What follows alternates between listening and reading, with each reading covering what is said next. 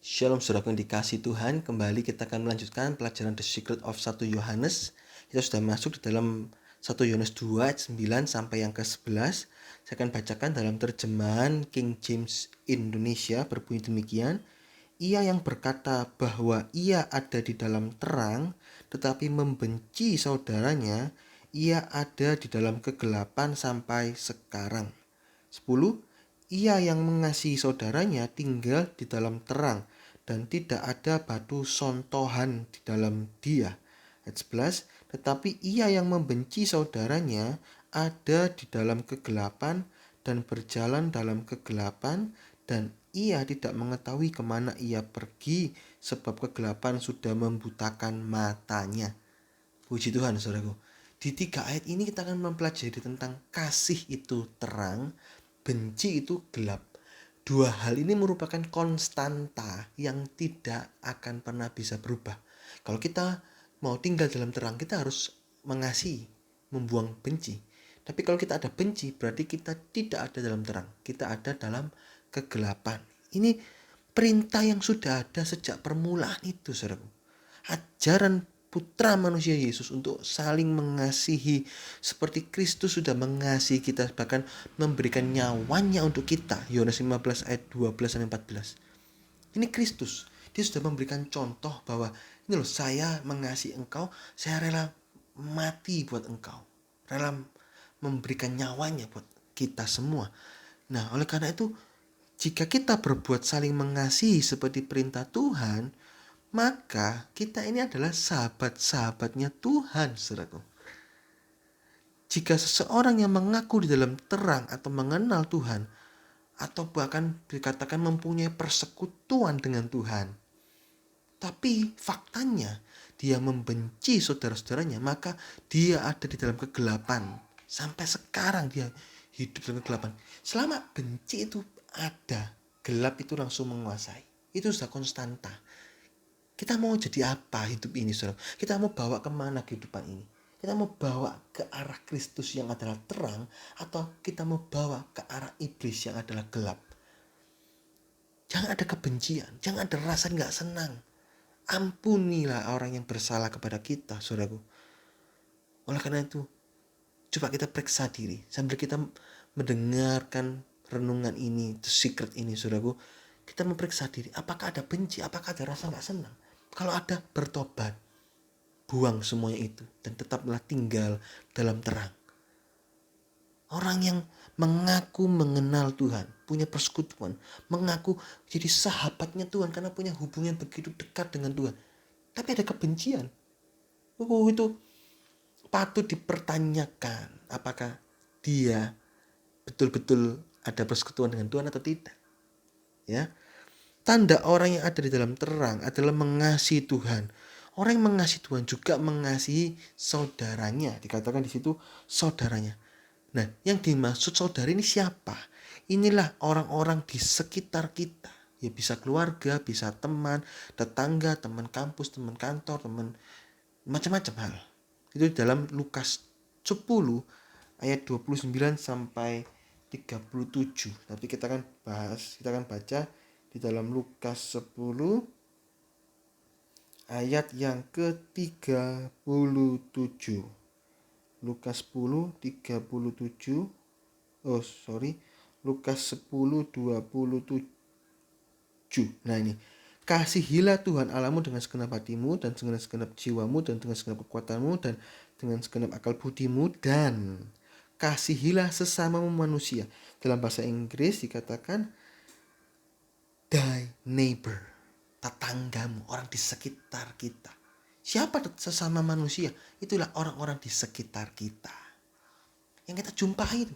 Gak usah mulu-mulu saya mengasihi orang-orang di pedalaman Papua, saya mengasihi orang-orang di luar negeri. Oke,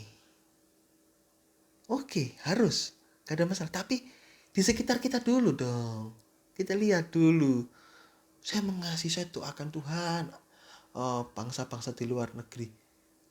Oke, baik. Tapi orang tua kita kurang ngajarin. Itu salah, saudaraku. Itu gak cocok. Kata thy neighbor dalam King James Version itu artinya tetanggamu, orang di sekitar kita. Intinya adalah rumah iman yang diizinkan Tuhan ada dalam hidup kita. Itu harus kita kasihi.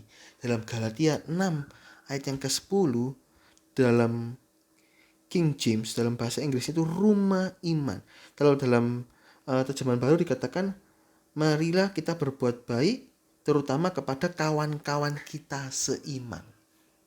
Ini bisa disalahartikan, berbuat baik sesama orang Kristen kan seiman.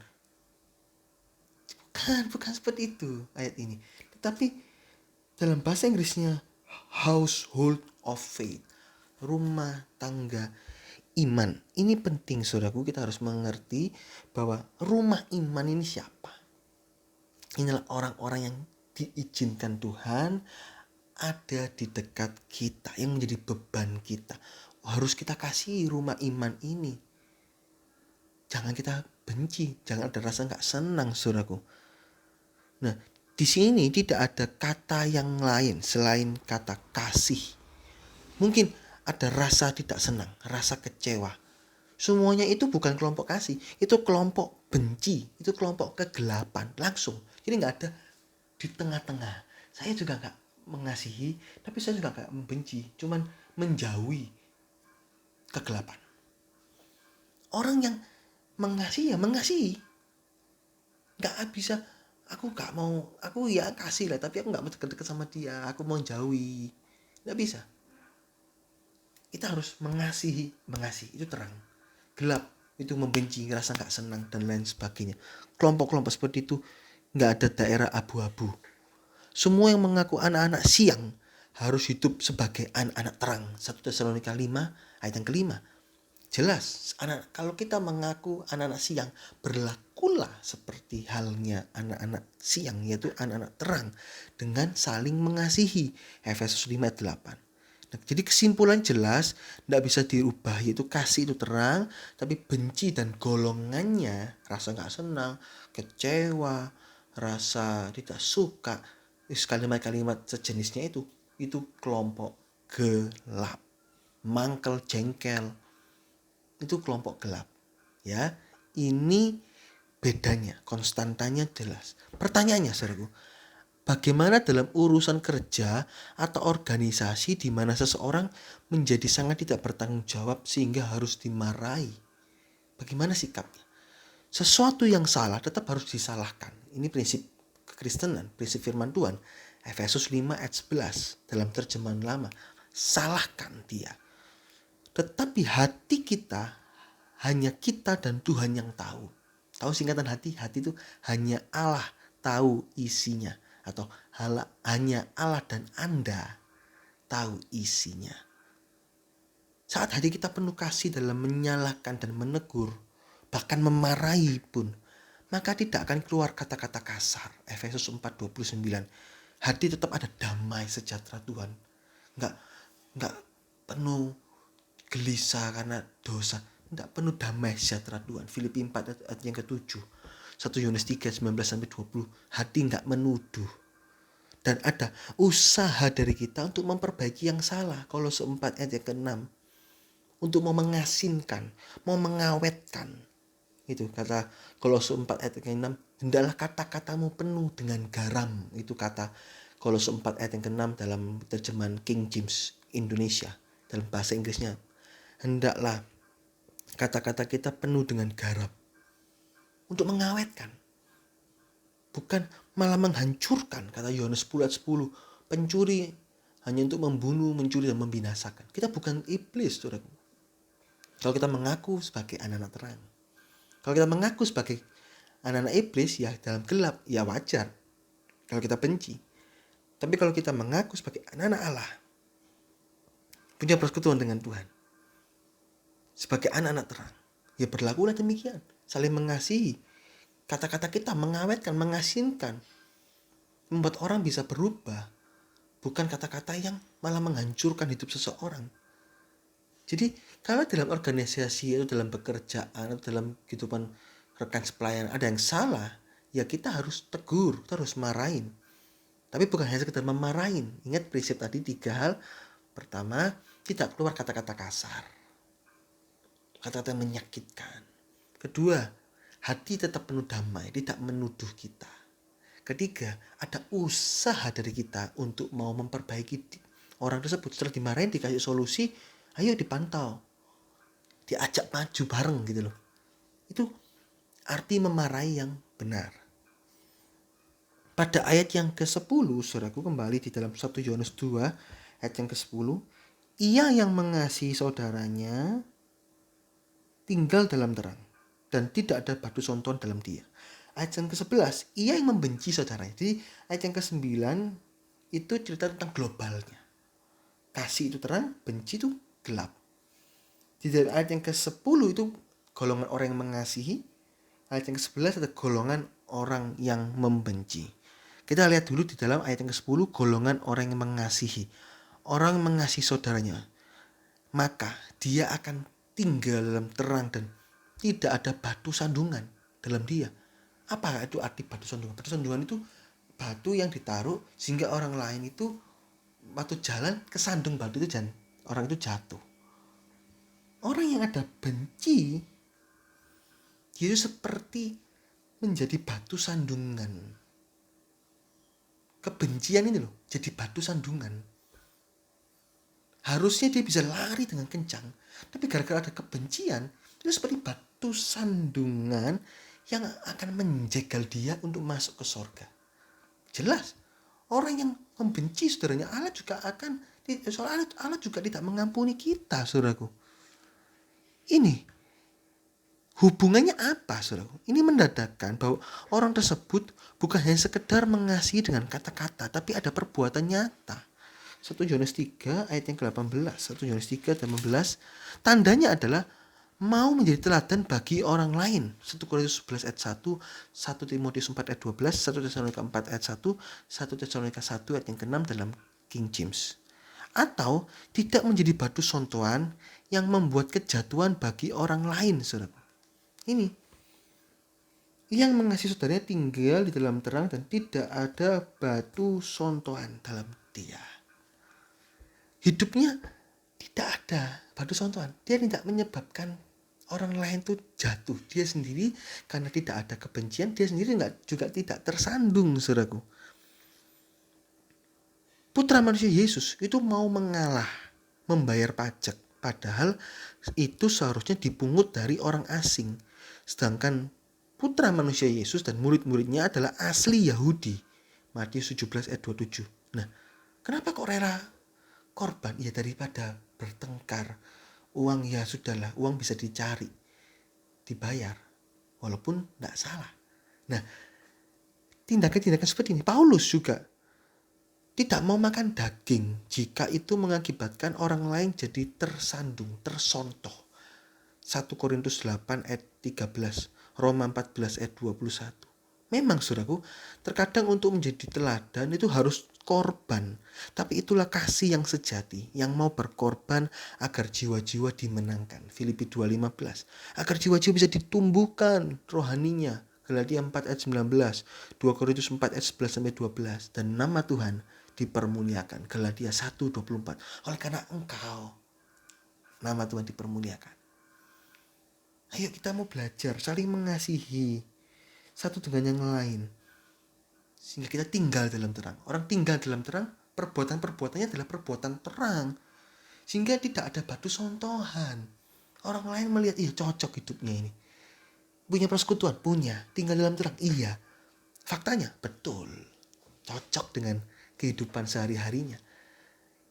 Jadi jangan jadi orang Kristen, iya, wah Kristen apa? Oh itu loh, tukaran sama saudaranya mau sampai di pengadilan, bertengkar seperti itu. Kalian orang Kristen. Duh, kan jadi batu sontongan, saudara. Jadi batu sandungan buat orang lain. Aku gak mau jadi Kristen. Aku gak Kristen loh, sama saudaraku baik-baik saja.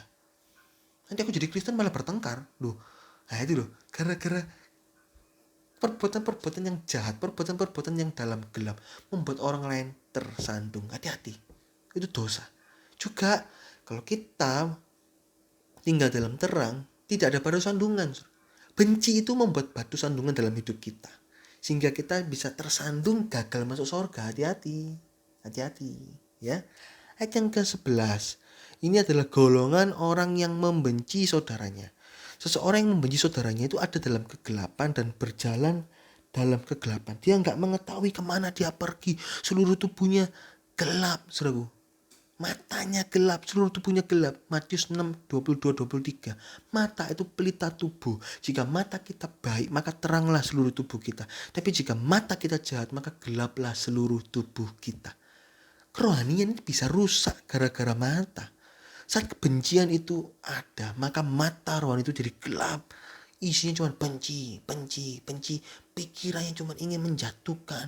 Ide-idenya itu ingin menjatuhkan, saudaraku. Mata rohani ini jadi gelap. 2 Korintus 4 ayat 4. Dibutakan oleh ilah-ilah zaman ini, oleh ikatan kebencian itu, saudaraku. Sehingga gak bisa melihat sesuai firman Tuhan. Orang yang gelap mata gak tahu kemana dia pergi. Sehingga berjalan menurut perasaan sendiri. Gelap, yes, rasanya ini benar. Ternyata jatuh ke jurang. Itu loh, saudaraku.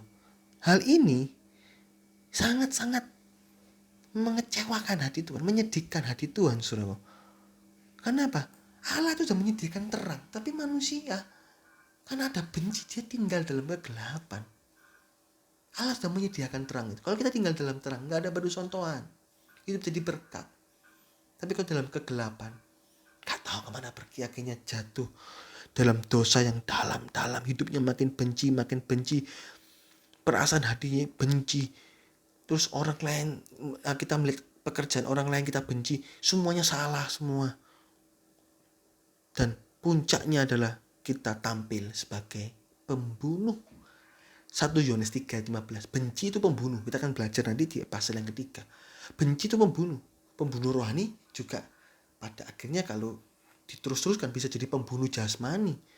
Orang bisa benci terus berusaha menghancurkan pekerjaan orang lain. Berusaha menghancurkan kehidupan orang lain. Nah, pembunuh gak masuk surga. Oleh karena itu jangan ada perasaan benci dan golongannya. Karena akibatnya sangat besar. Bisa binasa di neraka jika tidak bertobat. Karena Allah tidak akan mengampuni orang yang tidak mau mengampuni orang lain. Matius 6:15. Ya, saudara bisa mengerti di ayat ini golongan terang dan golongan gelap. Kasih dan benci. Puji Tuhan, Tuhan Yesus memberkati.